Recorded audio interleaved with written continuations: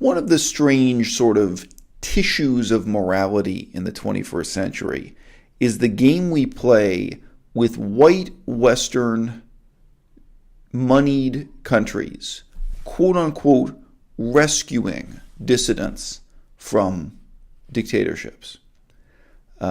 Someone stands up and dares to criticize the government of China, and they're thrown in prison.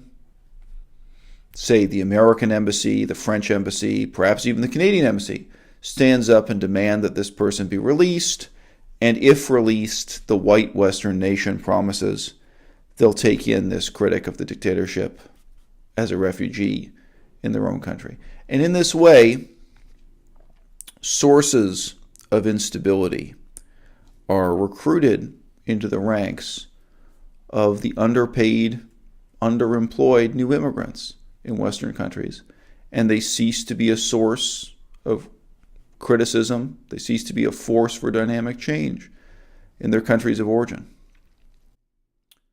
I know people pat themselves on the back for this. They feel there's a sort of heroism in rescuing Wei Jingsheng, for example, from China. Any of the dissidents in China, any of the dissidents from South Africa. When I was a kid, that was always the big story, would be people in this sense rescued from South Africa and Chile, dictatorships now largely forgotten for having repressed people who complained against them, protested against them, and so on. The world would be, in a profound and subtle way, a very different place if the attitudes of those Western democracies was, no, the future of China is yours and not ours to decide. And if you want democracy in China, you shouldn't become a refugee living in Montreal. You should stay in China, organize, antagonize, speak your truth to power, fight. And it's tragic.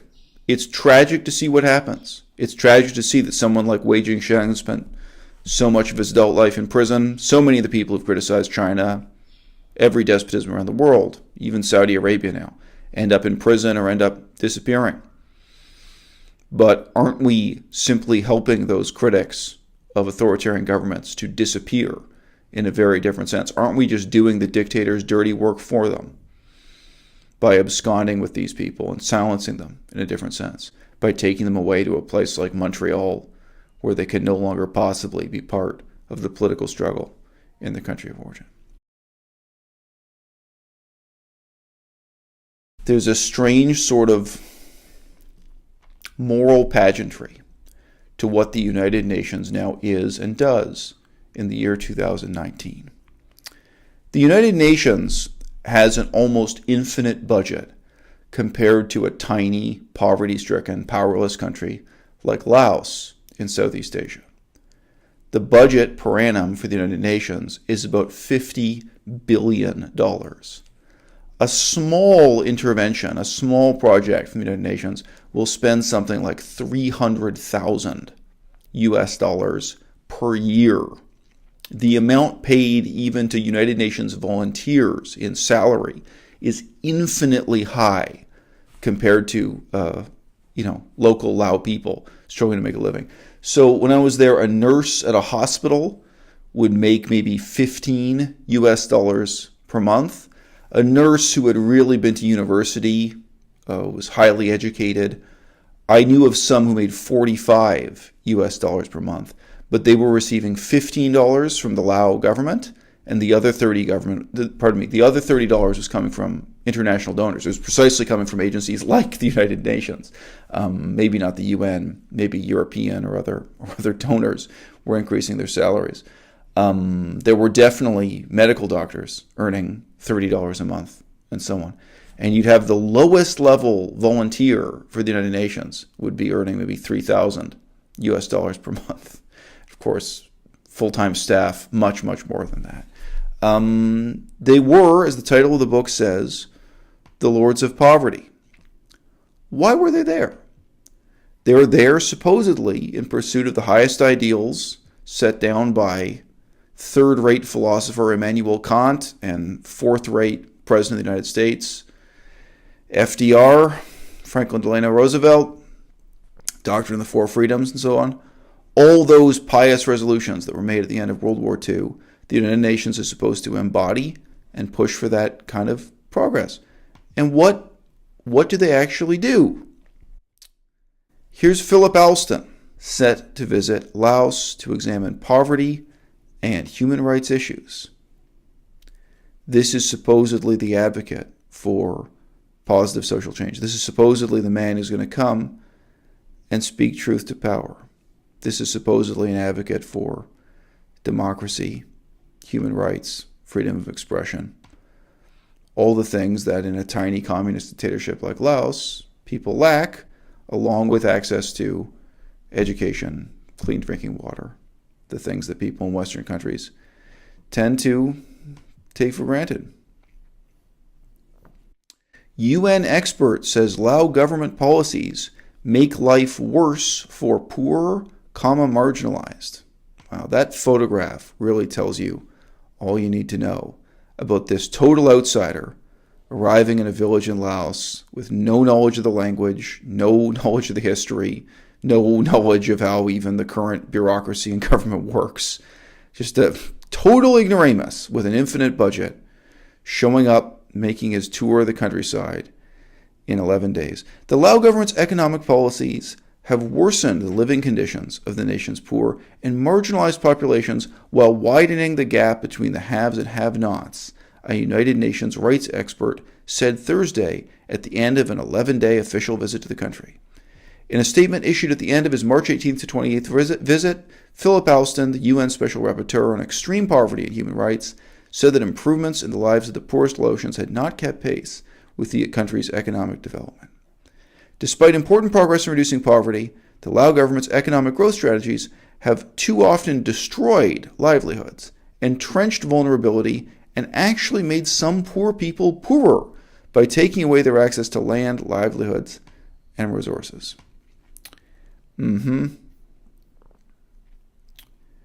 are some quotations from an interview he gave at the end of his in-depth 11-day trip to Laos. Quote, I spent 10 or 11 days in Laos, and I was looking mainly at the situation of people who live in poverty. But the reality is that in Laos, the model of economic development that's been followed has made the wealthy very rich and created an also wealthy middle class, but the rest of society has not benefited. So they've had huge and record economic growth, but they've also put almost no serious resources into health, education, social protection. And so people are not getting access to good schools. They have very low levels of health care. The education standards are bad, and the government has just not invested in the human capital which it needs to do. Now, let me ask you, if you were the government of Laos, would you respect this man's opinion?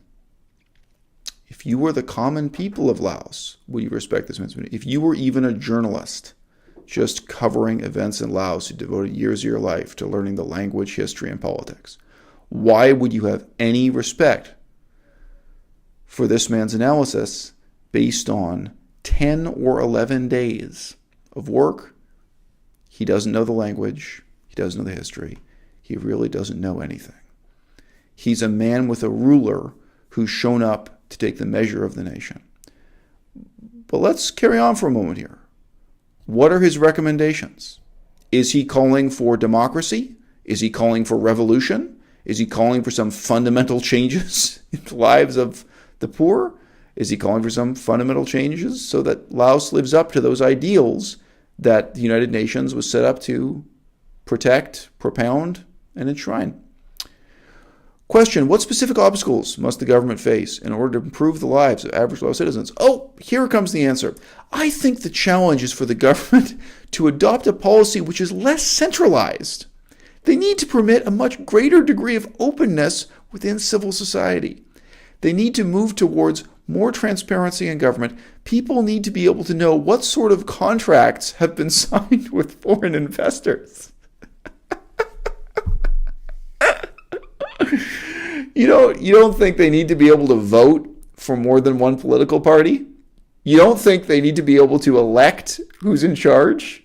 You don't think they need to be able to recall members of government and put them in prison when they've been found to be corrupt or taking bribes? You don't think they need to have...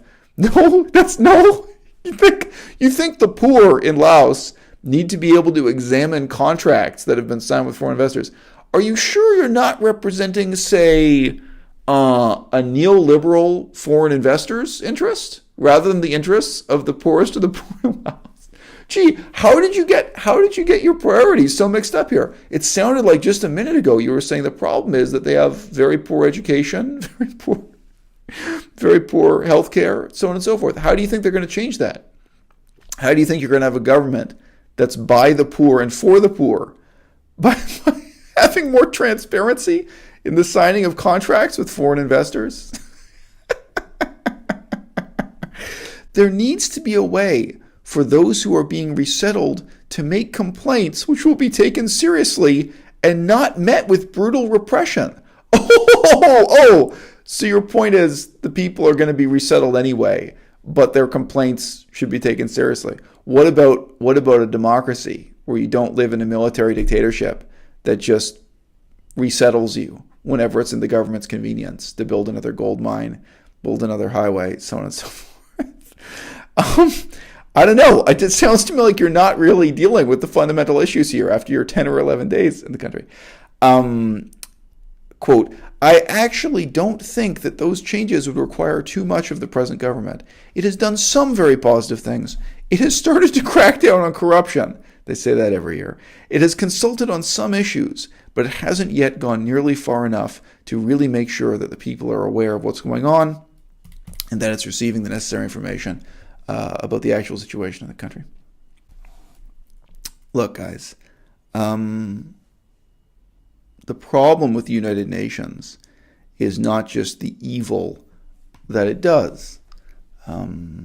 It's not just its direct involvement in, some of the worst atrocities in the history of the world after World War II.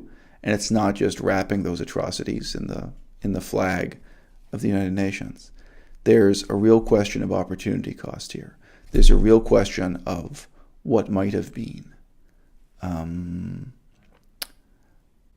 I think it's very sad that the main source of discontent in these countries is being, in a sense, recruited into silence by being taken away year after year, generation after generation, as refugees.